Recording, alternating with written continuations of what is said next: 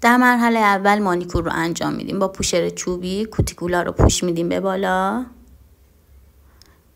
و بعد با سرسوهان اشکی تیرگی ها رو از بین میبریم. اینجوری دیگه زیر کوتیکول هیچ گیری نیست و میتونیم مانیکور تمیزتری داشته باشیم. با قیچی یا نیپر پوستای اضافی رو کات میکنیم.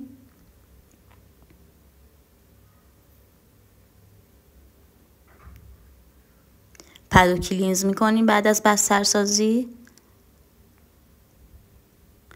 حالا پرایمر رو با فاصله از ریشه 1 میل فاصله از ریشه بزنید به ژل و بعد با قلم ماساژ بدید. قالبتون رو انتخاب کنید و مواد گذاریتون رو انجام بدید. حتما قسمت ریشه قالب فید شده باشه تا مواد بیرون نزنه.